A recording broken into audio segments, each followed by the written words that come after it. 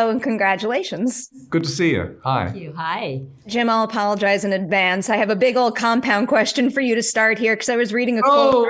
I was reading a quote in our production notes about how a goal of Gracie Films has always been to support the voices of articulate filmmakers. So I was wondering, what's one way that you go about doing that has stayed the same since day one when you first started the company? But then on the other hand, what's something about what it takes to make that happen for a filmmaker that has had to change given how the industry's evolved over the years?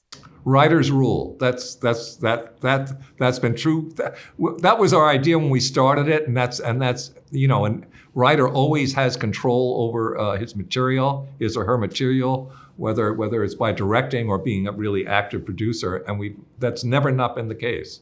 I love the sound of that. How about something about that's evolved for you, given how the industry has changed since the beginning of the company? There are tougher times and easier times, but really that ethos or whatever it is has never changed, and it won't. It won't.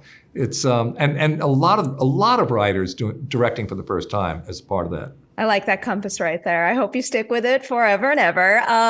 Julie, for you, I'll stick with Gracie Films for a moment because I was thinking a little bit about the film and also the book and how they're all about how, key early influences can make a big deal in someone's life growing up. So if I turn that idea towards your career, what's something about the people at Gracie Films and the company's goals that now make you think, like, I am so glad that I started there with those people?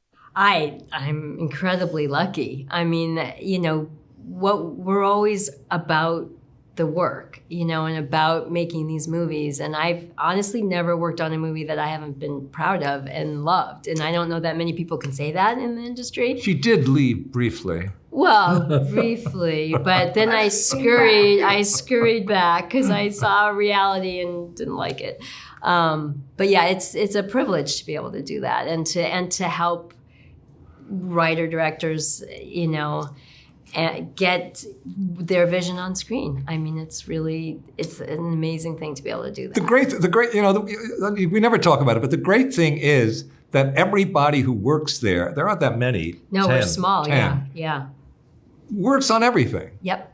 I wish more companies out there would embrace that mentality. I wanted to ask you both about casting this movie, because there was another quote in our notes that said the best movies are a combination of a great script and also the perfect cast to go with that script. And I very much believe in that. And I feel like you hit that right here. So I was wondering, which role in the film would you say was the easiest to cast, where the right actor just magically presented themselves, but then also which role proved most difficult to find the perfect fit for? It's easy.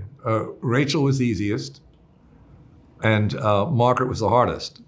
Abby was, there was no second. We saw thousands of girls, and there was nobody in second place. Yeah, when she walked in the door, thank God. Then we knew we had a movie. I can very much understand that. She is something else in the way she carries this film. I always love asking about overcoming challenges on set. So can you both give me an example of a time during the making of this movie when something on set wasn't working quite right? You had to find a creative way to pivot, and you wound up finding some unexpected magic that made a particular part of the film even better off for it. Did it go that easily? I think we is that erased. Possible? Is that possible? There must have been those bad thoughts. No. I think the coffee was late one morning, and it was pretty tough. And we did do something on this movie that was a little different, I think, in that because of scheduling, we had sort of a 2-week break in the middle, and I think was a great thing to do, and maybe more production if you could do it, because it really allowed us time to kind of think about what we've done. We worked with the kids in the first part of the movie and then the adults in the second, and it really, I think, aided it in some sort of, it just gave us that time to think when you don't always have time to think when you're in the kind of hell of production. Oh, absolutely. I love that you were able to incorporate that here.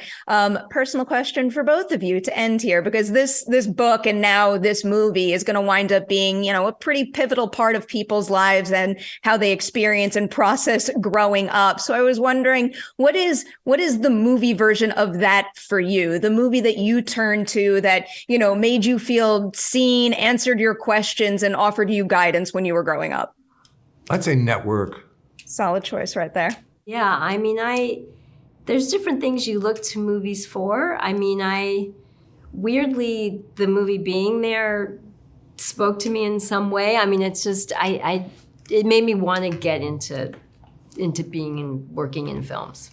Both excellent choices. Excellent movie. Congratulations. Thank you. The fact that I walked out of this film and said to myself, I can't wait to share this with my niece means the world to me. So thank you for that. Thank you. Great. Thanks a lot.